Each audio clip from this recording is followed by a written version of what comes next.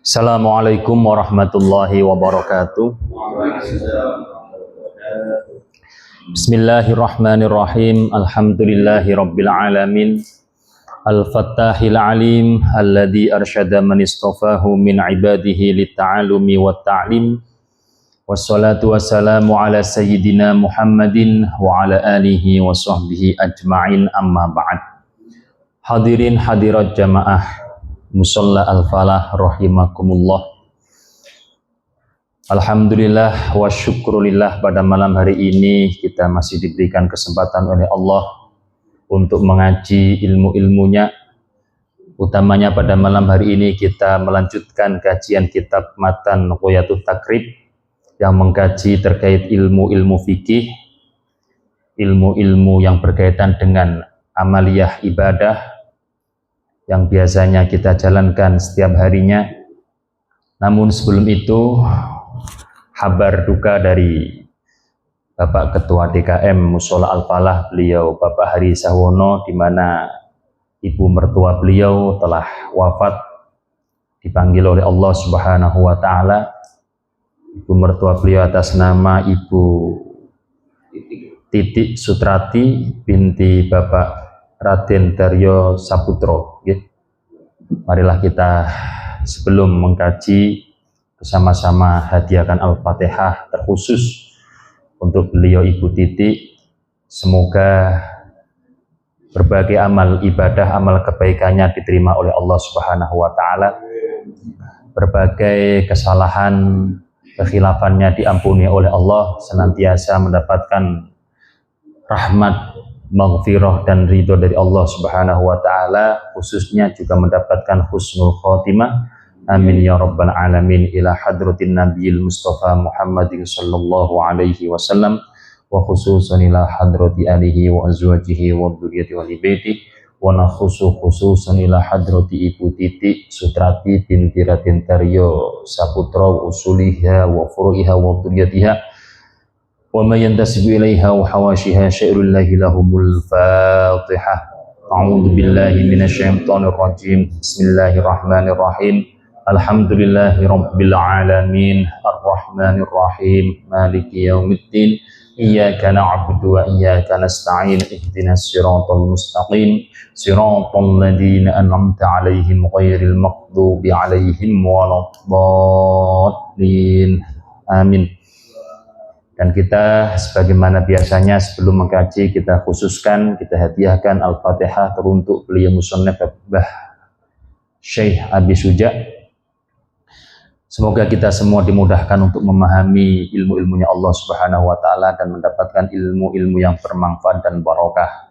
Ala hadiniyah wa ala kulli niyatin sholihah, khususan ila hadrati Syekh Abi Suja wa jami'il ulama wal masyayikh sholihin, khususan jami'il awliya. Al-Fatihah. A'udzu billahi minasyaitonir rajim. Bismillahirrahmanirrahim.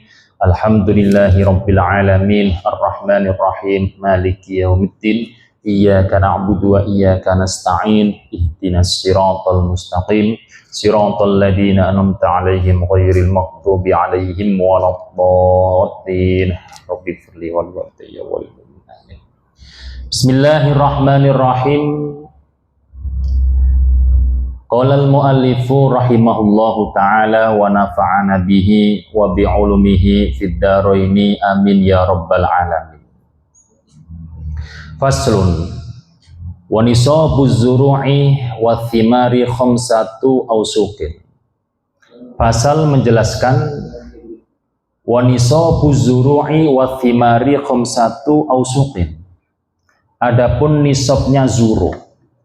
Nisabnya zuru kemarin telah diterangkan ialah suatu bahan makanan pokok. Kalau di kawasan kita, di daerah kita ini ialah beras.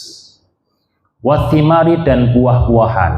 Buah-buahan ini buah-buahan khusus yang kemudian ditetapkan, yaitu buah kurma dan buah anggur.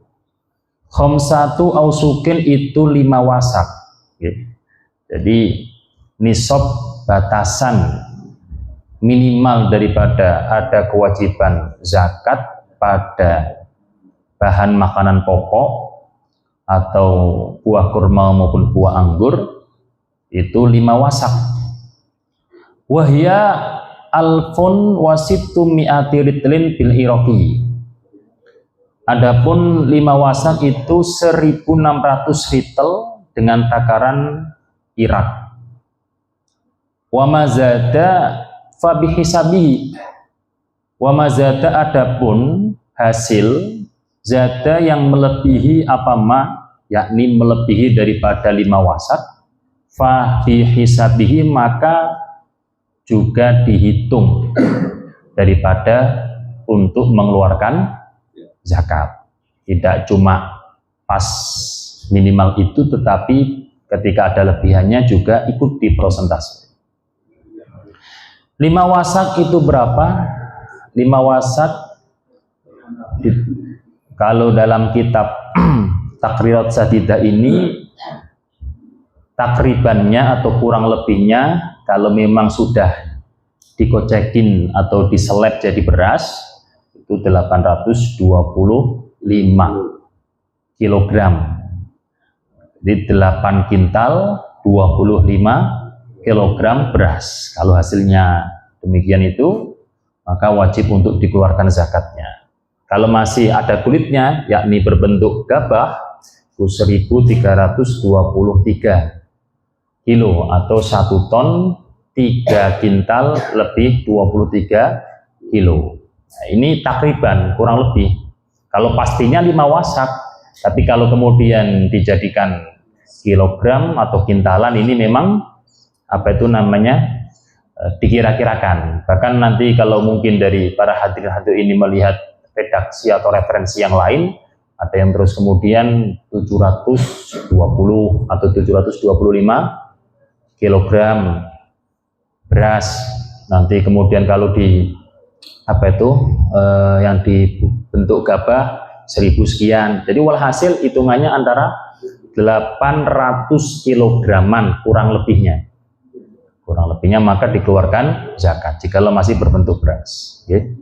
Kalau memang terus kemudian melebihi itu, wa mazada fa bihisabihi, kelebihannya ikut dihitung. Okay.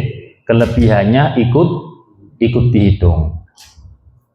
Kalau kurang dari 5 wasak, kalau kemudian tetap mengeluarkan, namanya bukan zakat tetapi sedekah. Wa fiha in suqiyat bima is-sama'i awisaihi al-usyru. Dan dalam zuruk dan thimar tadi, dalam bahan makanan pokok tadi, kita ambil contoh beras atau gabah tadi, jikalau disirami dengan air langit, yakni air hujan, atau aliran air irigasi yang memang mengalir sendiri. Yang dimaksud dalam hal ini adalah air untuk pengairan tanaman tersebut tidak membutuhkan biaya. Tidak membutuhkan biaya. Maka yang dikeluarkan ialah 1/10. Yang dikeluarkan ialah 1/10 dari hasil yang ada. Wa in suqiyat bidulabin, bisa dibaca bidulabin, bisa dibaca bidaulabin, bidhammid dali wa fathiha. Au binathin nisful usyri. Dan jikalau disirami dengan bantuan hayawan, apa namanya istilahnya, pokoknya kalau dulu itu kan belum ada irigasi yang pakai diesel, kan belum. Makanya kan manual sapi atau kerbau, kemudian muter terus kemudian mancur air. Kalau kita dulu agak modern dikit, setelah itu kan terus ada umbul yang di apa itu namanya dipompa pakai tangan itu kan gitu, umbul. atau kemudian juga prakteknya memang disirami dengan membutuhkan tenaga, dengan membutuhkan biaya. Kalau tadi kan memang mengalir sendiri, air turun sendiri, jadi kita nggak ngapa-ngapain alami. Kalau ini ada tenaga, ada biayanya, baik memang biaya ataupun memang tenaga, punya kambing, punya kerbau sendiri, atau pokoknya ada action, ada yang dikeluarkan, maka nisful usr. Setengahnya setengahnya 10, berarti berapa itu? 5%, bukan 1/5 loh, 5% kemarin keliru, 1/5, 5%. Jadi sebagai 10 dulu, terus dibagi separuh. Cuma petani ini protes, Pak. Protesnya gini, kalau memang yang dibuat takaran untuk selisih itu cuma air, sekarang itu tanaman kalau nggak dikasih pupuk atau obat-obatan tertentu untuk menunjang pertumbuhan dan menunjang hasil padinya tersebut, ya nggak dapat apa-apa. Bukan masalah gimana survei membuktikan, gitu. Padahal biaya pupuk dan biaya obat itu sangat mahal. Biaya pupuk sama obat itu sangat mahal daripada biaya air bahkan. Nah, oleh karena itu pernah guru saya mencoba. Jadi sawahnya itu nggak diberi pupuk, Pak. Nggak diberi pupuk, ya juga nggak diobat. Cukup mengandalkan air. Ternyata hasilnya apa? Hasilnya ya wallahu a'lam bishawab. Artinya nggak begitu dapat apa-apa, ya rugilah hitungannya. Artinya padi itu memang nggak tumbuh, nggak ada isinya gitu loh. Oleh karena itu dari ulama-ulama kontemporer dengan menyikapi sedemikian rupa zaman yang kemudian mungkin pengaruh cuaca juga, pun pengaruh iklim yang mungkin berubah-ubah, dan juga tanahnya juga ini sudah tidak seperti dulu, suburnya mungkin, ya akhirnya terus kemudian karena terus memang pupuk atau obat-obat yang memang urgent ini sangat berpengaruh, itu juga disamakan dengan persoalan air yang membutuhkan biaya. Jadi tidak usur, tidak 1/10, tetapi separuhnya 1/10 atau 5%. Seperti itu. Di suatu saat kalau mungkin Bapak, Ibu ini punya saudara yang punya hasil pertanian, ya, kalau memang dicurhati seperti itu ya nggak masalah gitu, nggak masalah. Ketika sudah panen, kok terus kemudian langsung mendapatkan nisab, boleh langsung dikeluarkan, boleh langsung dikeluarkan, bahkan wajib langsung dikeluarkan. Sudah tentu, sudah jelas, karena di situ kewajiban zakat. Kalau kemudian sawahnya tidak terlalu besar, tidak terlalu luas, hasil panen pertama itu kurang dari nisab, terus dia tidak mengeluarkan, panen kedua ternyata juga kurang umpama. Tapi kalau digabungkan dengan panen yang pertama mencapai 1 nisab, maka wajib mengeluarkan, karena hitungannya itu 1 tahun atau 12 bulan gitu. Atau panen pertama, mohon maaf, panen pertama umpama agak gagal, hasilnya itu enggak terlalu banyak. Panen kedua bagus, akhirnya hasilnya 1 nisab bahkan lebih, maka panen yang pertama ikut dihitung. Panen pertama ikut dihitung. Jadi takarannya itu adalah panen dalam 1 tahun, berapa kali panen itu, maka semuanya dihitung. Panen pertama nggak sampai 1 nisab, panen kedua sampai, ya dihitung. Atau panen 3 kali, panen pertama nggak sampai, panen kedua nggak sampai, panen ketiga nggak sampai juga, tapi kalau digabungkan sampai, maka ada kewajiban zakat. Faslun ay hada faslun, adapun ini itu ada suatu pasal, watu qawamu urudut tijarati inda akhiril hauli bimashduriyatihi. Watu qawamu urudut tijarati, dan di Ajikerto bahasa Jawanya, Aji kerto itu dihargain, ditaksir harganya. Urudut tijaroti apa?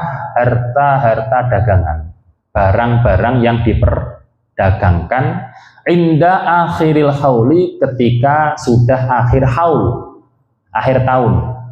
Yang dimaksud akhir tahun ini bukan kok akhir bulan Desember, bukan kok terus kemudian akhir Ramadan juga bukan kok terus kemudian dimaksud akhir Dzulhijjah, malamnya malam tahun baru Islam, bukan. Yang dimaksud akhir tahun, akhir haul ini adalah setar mulai dia dagang kapan, kemudian berjalan 1 tahun. Itu ya terserah mulainya itu tanggal berapa, hari apa gitu ya.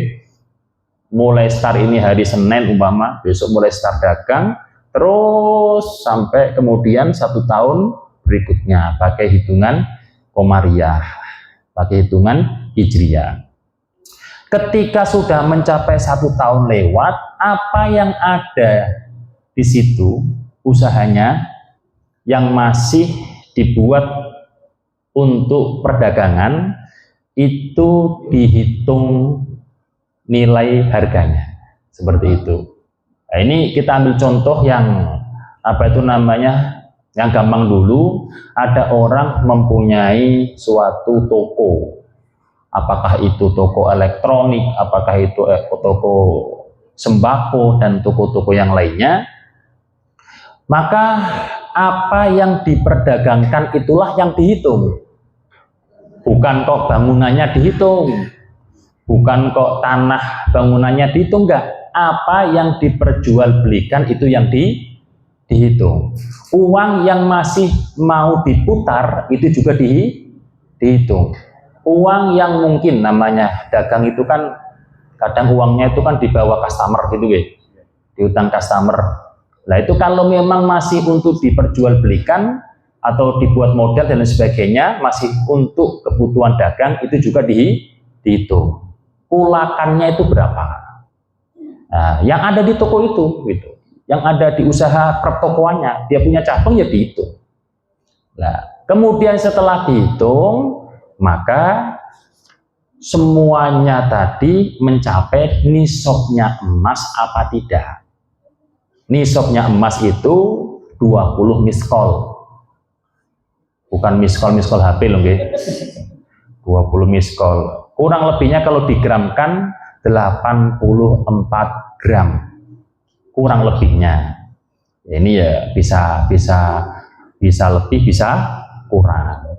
Ya kalau kemudian punya 75 ya anggap saja kewajiban zakat, wong kita harus hati-hati. Jadi umpama yang ada di situ dihitung semua, Bu. Ibu ada yang punya toko elektronik atau toko sembako atau toko apa, furnitur. Ya, yang ada di situ dihitung semua. Hitungnya pakai harga jual apa harga beli? Harga beli. Harga kulakan itu loh. Oke, tadi sebelumnya kulakannya berapa? Dihitung itu senilai harga 84 gram emas apa tidak. Ya dengan harga emas itu. Jadi yang dihitung mung akhir tahunnya, bukan kok start dari awal kita dagang nyuwatet sampai lembaran 1 buku full keuntungan enggak. Pada waktu akhir tahun yang masih berputar, yang masih diputarkan itu apa, gitu aja. Jadi keuntungan yang sebenarnya sudah dibuat ke Amerika umpama, mau ketemu Trump, cuma mau mukul gitu aja umpama guyonan Bu. Aduh ini masuk video ya. Ya artinya yang sudah dibuat jeng-jeng itu nggak usah dihitung. Jadi yang dihitung itu yang akhir tahun masih dibuat perdagangan. Paham Bu? Paham nggak? Stoknya itu masih yang dibodang itu apa? Tanahnya, kiosnya, apa-apanya yang bukan diperdagangkan itu nggak usah dihitung. Nah, kalau makanya orang yang jualan pecel, orang yang jualan bakso, itu kira-kira wajib zakat nggak? Ya tergantung. Nah pada akhir tahunnya itu memang dia itu besar baksonya, kebetulan banyak bahan bakunya di situ, kebetulan sehari itu omsetnya banyak yang masih diputarkan, ya bisa. Tapi kalau pinggir-pinggir jalan itu ya kayaknya enggak. Okay?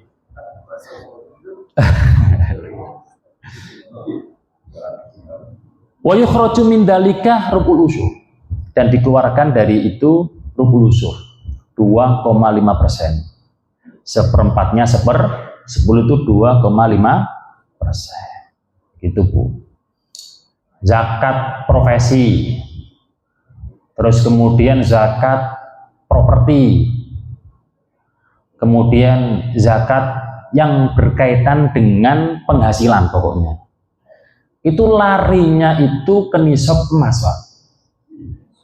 Larinya itu ke nisab emas semuanya.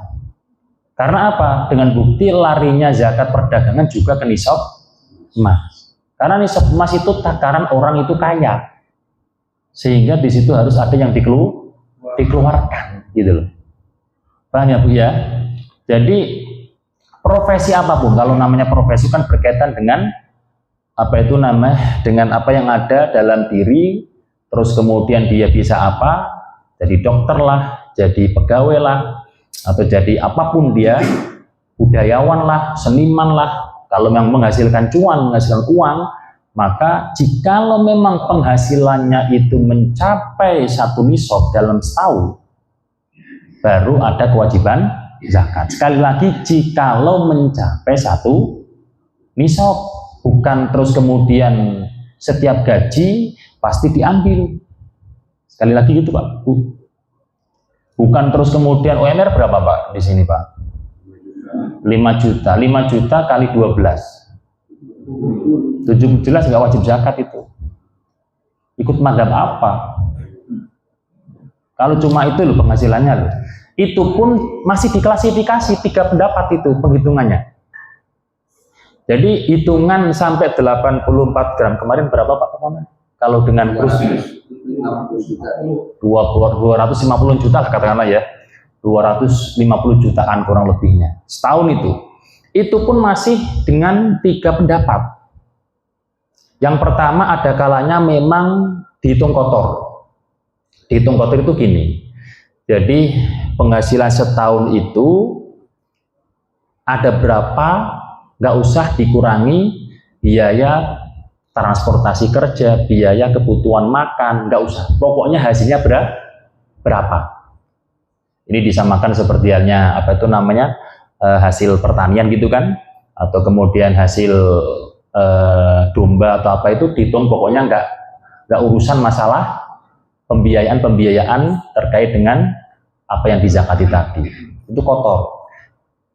Maka ketika kok ada orang penghasilannya di total 250 juta tadi, tanpa dikurangi biaya-biaya yang dibutuhkan untuk kerjanya, namanya kerja seperti Pak Jaka kerja, butuh bensin, ya kan, butuh makan sehari itu nggak usah dihitung kalau menurut pendapat yang pertama ini. Kalau memang ada 250 jutaan maka wajib untuk zakat. Yang kedua, prakteknya dikurangi dengan kebutuhan pokok yang berkaitan dengan pekerjaannya. Contoh, mohon maaf Pak Jaka ya, tak buat contoh ya. Pak Jaka berangkat dari sini sampai ke Bukopin, Salemba. Kan butuh transport. Terus kemudian butuh juga makan, tapi makan makanan yang untuk kebutuhan kerjanya itu. Oke. Pokoknya yang berkaitan dengan untuk menunjang kelancaran dalam bekerja itu dihitung. Dikalkulasi. Setiap harinya berapa dikalikan selama 1 tahun, umpama kok uangnya cuma ngepres 250 juta, dikurangi biaya itu kok tinggal 200 juta, ya nggak ada kewajiban zakat. Kemudian yang ketiga, prakteknya tidak hanya dikurangi urusan itu, tapi juga dikurangi urusan kebutuhan-kebutuhan yang lain yang dinilai urgent bagi dia. Tidak hanya untuk perkara kerja, dia sebagai kepala keluarga mempunyai kewajiban untuk nafkah anak-anaknya atau istrinya atau keluarganya.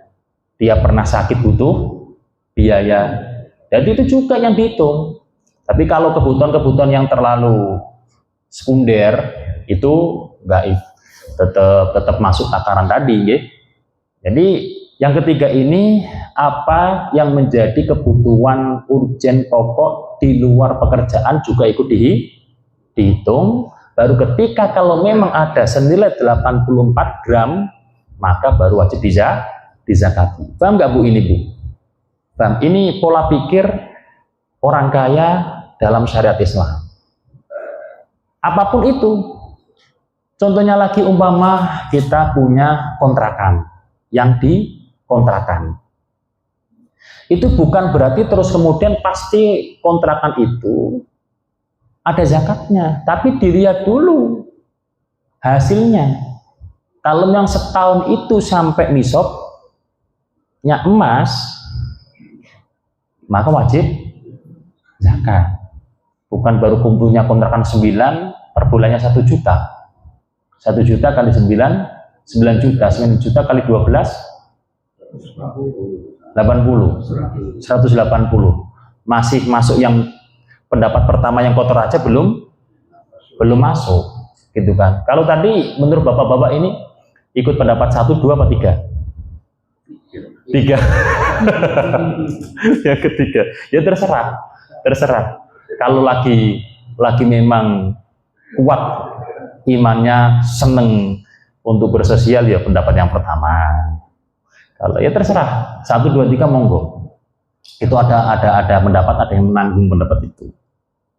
Nah, kontrakan seperti itu juga Bu.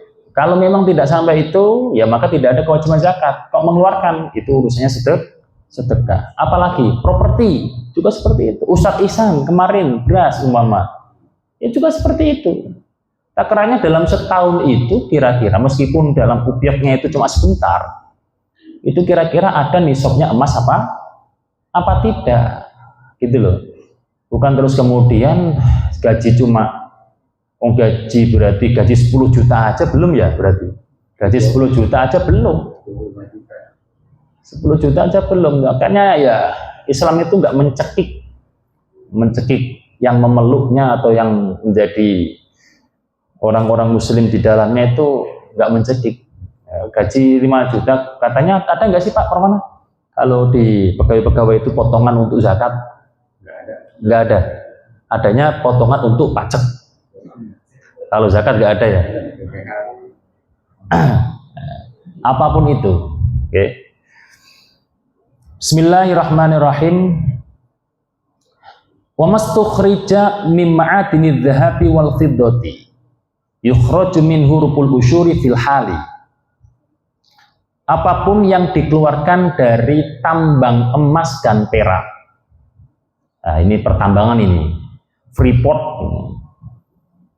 itu dikeluarkan sama 2,5%, tetapi bedanya seketika, nggak perlu menunggu 1 tahun. Kalau hasil tambangnya itu sudah ada nisabnya emas atau perak, kalau emas berarti 84 gram hasilnya, maka langsung dikeluarkan 2,5%. Gitu nggih. Kalau tambangnya nggak emas gimana? Tambang batu bara, pertambangan yang lain itu hasilnya besar nggak Pak? Tambang nikel. Ini bagaimana ini? Kalau yang dibebankan itu cuma emas, yang bisa zakat itu cuma bagian tambang emas dan yang lainnya, nah, ini ulama berbeda pendapat. Kita kaji, tetap semuanya itu berkiblat kepada Al-Quran maupun hadis, tetapi penalarannya itu beliau-beliau itu berbeda-beda. Menurut madhab Hanafi terkait dengan tambang, terkait dengan ma'din, menurut madhab Hanafi itu beliau menjelaskan bahwa yang ada kewajiban zakat adalah tambang barang yang lebur atau barang yang bisa dicetak. Jadi, barang yang lebur atau barang yang bisa dicetak seperti apa? Emas, perak, besi, tembaga yang lebur terus kemudian dicetak, bisa dicetak. Adapun yang tidak lebur dan terus kemudian tidak dicetak, maksudnya kan dilebur dulu baru dicetak. Seperti halnya yang tidak seperti itu, contohnya adalah inten, akik, itu dicetak, tapi kan dia kan nggak kemudian nggak diolah, dihancurkan dulu kan enggak. Ya, kalau seperti hanya tambang intan sih bahasanya, intan gitu, maka di situ tidak ada kewajiban zakat. Bu, menurut madhab siapa tadi? Hanafi. Mungkin kepo gitu loh, Imam Hanafi seperti apa sih? Ya, besok nanti kita ketemu. Besok, tapi nanti aja. Semoga panjang umur semua berkah. Jadi kalau memang tambangnya itu tambang dari barang yang tidak perlu dilebur, dihancurkan dulu baru dicetak, seperti hanya intan, zamrud, akik, maka di situ tidak ada kewajiban zakat. Dan untuk khusus madhab Hanafi yang dikeluarkan itu 1/5. Nah, berarti lebih banyak Pak ya? Itu 1/5 untuk madhab Hanafi. Humus 1/5. Untuk madhab Maliki dan madhab Syafi'i, madhab Maliki dan madhab Syafi'i, ini beliau menjelaskan bahwa zakat tambang itu hanya pada tambang emas dan perak. Kalau madhab Syafi'i dan madhab Maliki hanya tambang emas dan perak. Sebagaimana dalam kitab ini kan kitab dari madhab Syafi'i. Dan yang dikeluarkan itu 2,5%. Untuk madhab Ahmad bin Hambal atau madhab Hambal ini cocok ini Pak, cocok ini, cocok kita sebagai rakyat yang tidak bagian itu cocok ini. Semua hasil bumi yang berharga dan terbentuk di dalam bumi, nah, manusia tinggal memproses untuk mengeluarkan gitu aja, semuanya itu wajib untuk dizakati. Cek emas, cek perak, batu bara, apapun yang ada di bumi memang berproses sendiri di dalam bumi, maka wajib dizakati 2,5%. Seperti itu. 2,5%. Bahkan di situ ada sebagian pendapat yang mengatakan nggak perlu menunggu nisab seperti hanya nisab emas, berapapun gitu. Apalagi terus kemudian banyak takarannya seperti itu, tambang nikel, tambang ini, tambang itu ada kewajiban zakat. Apalagi terus kemudian minyak dan lain sebagainya itu. Paham nggih? Fair nggih? Jadi fair ini, jadi kita tidak beku, masa yang ditambah itu kan menurut madhab Malik dan madhab Syafi'i. Nah, terus kemudian kenapa kok bisa dari madhab Ahmad bin Hambal kok terus kemudian tambah luas seperti itu? Nah, itu kan juga dari dalil-dalil Quran maupun hadis. Kenapa terus kemudian dari Imam Syafi'i dan Imam Malik cuma itu aja? Jadi gini, menurut faham saya, takkan dari Imam Ahmad bin Hambal ini berarti beliau melihat emas dan perak ini sebagai percontohan aja, gitu loh. Sebagai percontohan aja, gitu loh. Redaksi dalam apa itu namanya, dalam hadis memang ada secara redaksional itu emas dan perak, tetapi juga dalam hadis yang lain itu kan pokoknya hasil yang dari dalam bumi itu dikeluarkan sedekahnya atau dikeluarkan zakatnya kan gitu. Bisa saja juga memang dulu itu hasil tambang yang ada di dalam tanah itu memang familiarnya atau maksudnya itu emas dan perak. Semakin kesini kan semakin banyak yang memang kemudian sangat berharga. Nah gitu, makanya apa itu namanya, kita memahami dari pendapat-pendapat ulama harus sesuai dengan zamannya. Selama masih berkiblat dengan para ulama-ulama yang salaf, artinya yang benar-benar dalam pemikirannya itu murni karena Allah Ta'ala, itu enggak masalah. Kita sesuaikan, ya. Kita sesuaikan. Wa ma yujadu minar rikazi fa fihil humus. Dan adapun yang didapatkan dari barang harta karun, bahasanya dafinul jahiliyah, pendeman jahiliyah. Kalau bahasa kita apa Pak? Harta karun ya. Wa yu'rafu dzalika bi alamatin kasmi malikin au daulatin jahiliyatin. Bisa diketahui itu termasuk rikas dilihat dari nama raja yang di masa masih zaman jahiliyah sebelum baginda Nabi Muhammad SAW, atau pokoknya di situ dilihat dari tanda-tanda yang ada dalam barang tersebut.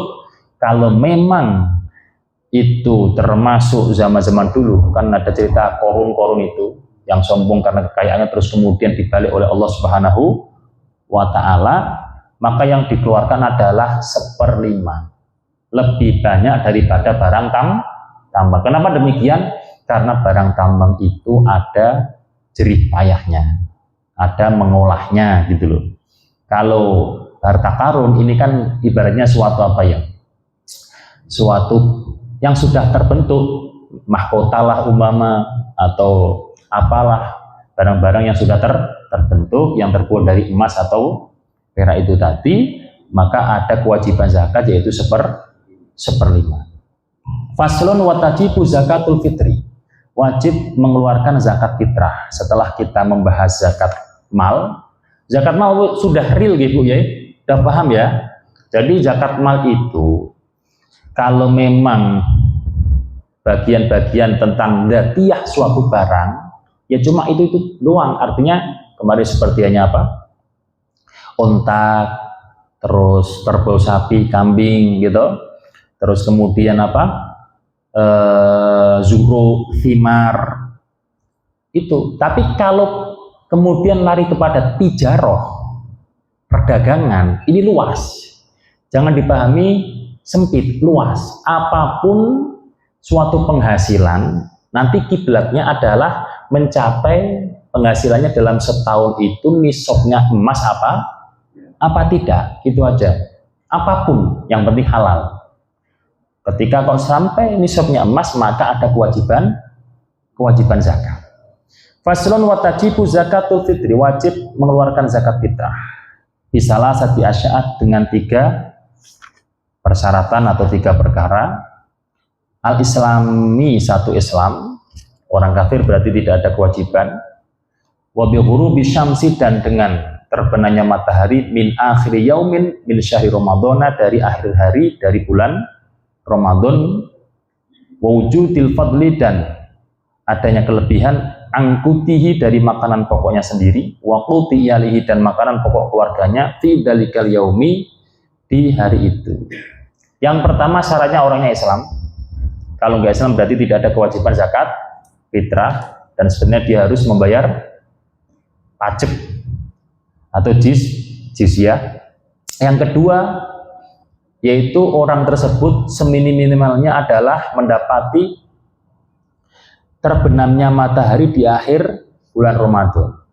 Ramadan dapat, sekaligus awal Syawal juga dapat. Umpama ada orang wafat sebelum maghribnya malam Idul Fitri, wafatnya sore tadi, malam ini malam Idul Fitri, maka tidak ada kewajiban zakat fitrah, karena dia tidak mendapati awal Syawal.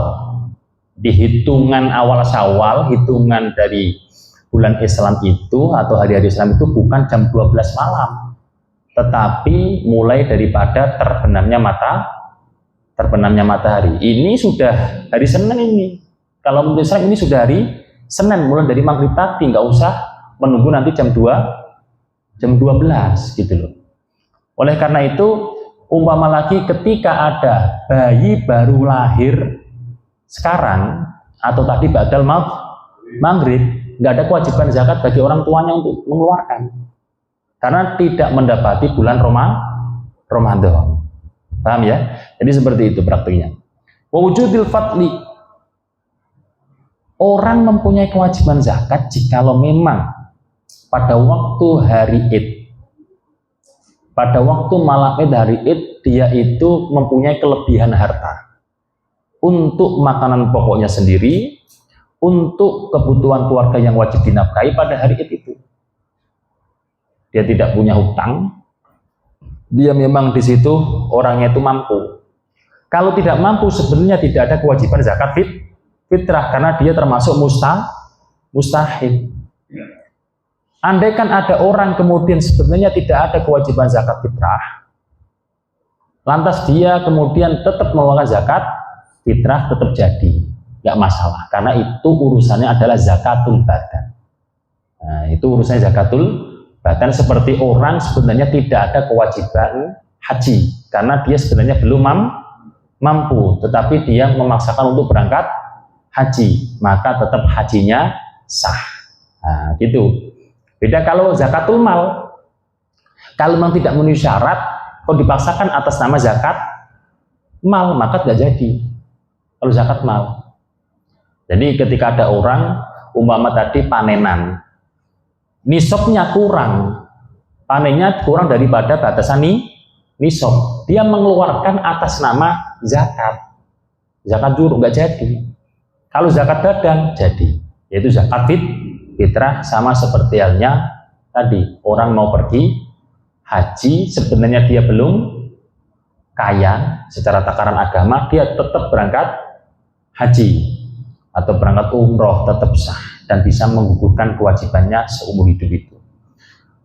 Wa yuzaki an nafsihi wa amman talzamuna faqatuhum minal muslimina so'an min kulli baladihi. Wajib bagi seorang muzaki mengeluarkan atas nama dirinya sendiri, atas nama orang-orang yang wajib dinafkahinya yang tergolong orang muslim, mengeluarkan satu sok dari makanan pokok daerahnya sendiri. Berapa Pak Jaka kemarin? Satu sok itu berapa? Satu sok berapa? Kok sudah lupa? Satu sok yang dikeluarkan itu loh. Kemarin berapa kalau ya di sini? Kalau yang di muhajirin minimal berapa? 3,5 liter. 3,5 liter. Atau kalau dikilokan kurang lebihnya 2,75. Atau ada yang ngepres 2, atau 2,5 kilo. Tapi itu ngepres banget, hati-hati itu. Khawatirnya di situ ada yang kurang. Ya paling standarnya 2,75 kilo atau 3,5 liter. Tapi bagusnya lagi lebih banyak. Itu cuma minimal Bu. Cuma minimal. Apalagi ibunya punya mobil, punya motor, punya rumah bagus. Cuma setor ke panitia 1 bungkus dari Ustadz Ihsan, 1 sak lah minimal, okay. 1 karung. Wa qadruhu khamsatu artonin wa sulusun bil iraqi. Dan kadar daripada 1 sok tadi adalah 5 ritel, sepertiga dari kalangan orang-orang Irak atau di daerah Irak, di mana itu adalah 2,75 kilogram secara kira-kira, karena sudah lewat kemarin, insya Allah sudah paham terkait zakat fitrah, dan pada pertemuan berikutnya insya Allah kita akan bahas bagaimana cara mentasarufkan zakat. Apakah seperti BLT tunai, apakah terus kemudian sekiranya orang tersebut bisa apa, kita kasih modal, nanti kita bahas pada pertemuan berikutnya. Wa tudfa'u az-zakatu faslun wallahu alam bishawab. Ada pertanyaan? Ada pertanyaan Pak Bu? Ya, silakan. Waalaikumsalam warahmatullahi wabarakatuh. Jadi mengenai zakat, tadi ada yang menjelaskan yaitu kalau seandainya sawah itu di pengairan ini murni tidak mengeluarkan biaya, jadi itu memang harus diwajibkan. Namun sekarang begini, jadi persawahan itu rata-rata di Indonesia itu udah teknis ya. Di teknis artinya itu ada sistem irigasi. Artinya kita bikin irigasinya dulu dengan biaya yang per miliar gitu kan. Artinya keluar biaya nih untuk mengairi sawah. Atau hal seperti ini gimana ya untuk zakat ini? Jadi kan biaya sudah keluar, jadi bukan free ya. Tidak ada biaya untuk irigasinya sawah. Jadi untuk zakat itu tetap seperti tadi, bagaimana? Terus yang kedua, untuk pembayaran zakat itu ada sistem denda tidak nih Ustaz? Contohnya denda? Nah, seperti ini, misalnya tahun ini kita sudah seharusnya bayar zakat, tapi nggak dibayar ya, nggak dibayar gitu. Ya, apa ada sanksi atau persyaratan untuk pembayaran tahun depan? Ya, terima kasih. Kalau pertanyaan pertama terkait dengan pembuatan irigasi, memang sekarang itu kebanyakan memang yang sawah-sawah yang tidak di gunung ya, itu memang seperti di pertanian kampung saya itu ya memang ada modal untuk membuat irigasi. Bahkan bukan hanya pembuatan awal, bahkan di situ setiap pada waktu proses penanaman itu ada iuran untuk mengalirkan air sampai ke sawah. Jikalau ada tragedi ya bisa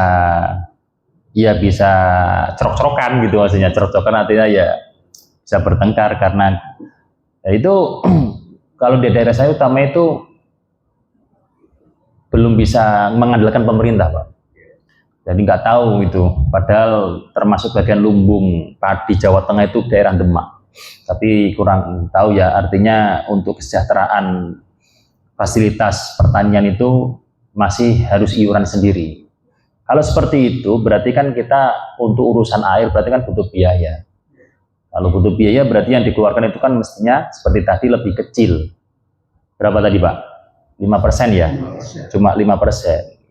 Bukan berarti terus kemudian itu tidak mewajibkan zakat, tetap wajib zakat karena ada hasil yang mencapai minimal 1 nison. Kan gitu. Terus yang kedua tadi apa Pak? Masalah ketika ada orang mestinya mengeluarkan tapi tidak mengeluarkan. Itu namanya hutang. Hutangnya langsung kepada Allah. Makanya dalam urusan nanti terkait dengan orang yang meninggal dunia, bagaimana ketika ada orang yang meninggal dunia, terus kemudian dia ada hutang yang berkaitan dengan Allah, ada hutang yang berkaitan dengan adami, yang didahulukan mana ini? Sementara uangnya ini tidak mencukupi untuk bayar semuanya. Apa itu hutang yang terus berkaitan dengan Allah? Ya seperti hanya zakat itu tadi. Atau ada orang umpama dia nadar, di mana nadarnya itu perjanjiannya dia kepada Allah ketika hasil maksudnya dia ingin apalah sedekah atau apa, dengan hutang yang berkaitan dengan manusia. Hartanya nggak cukup untuk semuanya, maka yang dilakukan adalah hutang yang berkaitan dengan Allah. Berarti walhasil tetap punya tanggungan, dia harus wajib mengeluarkan apa yang semestinya dikeluarkan, seperti itu. Bukan terus kemudian lewat waktunya udah free, enggak, itu malah justru dia hutangnya langsung kepada Allah, gitu istilahnya gitu. Karena saya sebenarnya begitu, ada sanksinya gitu ya. Sanksinya itu harus dibayar gitu ya. Sanksinya kalau dalam urusan lahiriah tetap baru dibayar, tapi tetap dia dapat dosa Pak. Kalau selama dia tidak punya udzur, contoh udzur dia memang mungkin belum tahu hukumnya, baru sekarang ngaji oh ternyata berarti dulu saya wajib zakat, nah, itu kan berarti udzur. Nah kalau memang di situ nggak ada udzur, yang dia sengaja seperti itu, ya berarti tidak hanya urusan dia kewajiban untuk tetap membayar, tapi juga dia mendapatkan dosa karena tidak membayar tepat waktu, gitu. Udah cukup Bapak Ibu? Ibu-ibu ada pertanyaan Bu? Ibu-ibu terima beres sih, pokoknya uang ada, siap beres gitu nggih. Nggih. Sebenarnya yang tidak itu jualan pas-pasan lah, nggak mampu untuk makan besok juga misalnya, hanya untuk makan besok lah ada itu. Nah terus sekeluarga nih lima orang sebenarnya itu saja, cuma punya beras itu hanya satu kulak itu Ustaz. Ya, satu zakat ya 5 orang.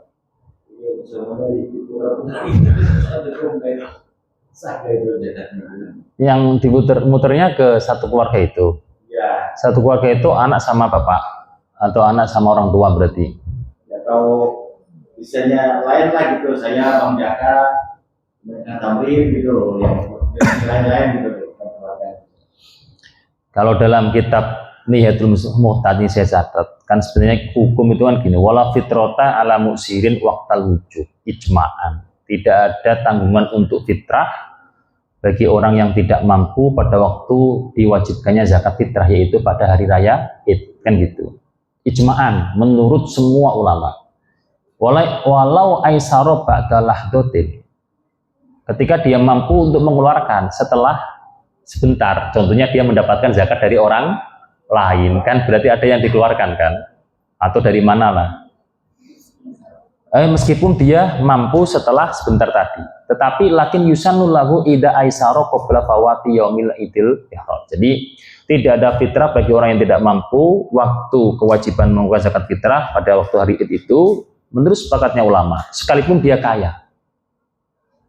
Contohnya gini Pak, setelah masuk hari Id, tiba-tiba orang banyak memberikan zakat fitrah kepada dia, berasnya sampai tidaknya kilonan banyak tapi kintal-kintalan, tetap nggak wajib zakat secara hukum, karena bagaimanapun juga startnya awal dia tidak mampu.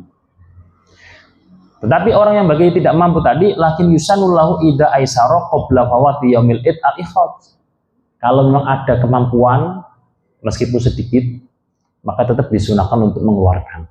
Nah, sebelum sebelum selesainya hari Idul Fitri. Itu. Jadi kalau seperti itu Pak Ustadz Ihsan, ya boleh tuh dikeluarkan. Tetapi kalau prakteknya tadi muternya itu adalah antar anak dan orang tua, lah orang tua ini kan ada zakat itu kan nggak boleh diberikan kepada orang yang wajib untuk dinafkahi. Kalau kemudian perputarannya tidak dari orang yang wajib nafkahi kepada yang dinafkahi, maka nggak masalah. Seperti di pesantren dulu. Pesantren dulu namanya santri kan yang nggak pulang itu kan, kemudian mendapatkan zakat dari kiainya, berapa itu, akhirnya muter, ini kasihkan ini, ini kasihkan ini, kasihkan ini, kasihkan ini, muter. Nah akhirnya terus kemudian dimasak bareng. Kalau dulu sih seperti itu, ada praktek seperti itu Pak Ustadz Ihsan. Tapi yang nggak boleh tadi, nggak boleh zakat diberikan kepada orang yang wajib untuk dinafkahi. Okay. Cukup ya?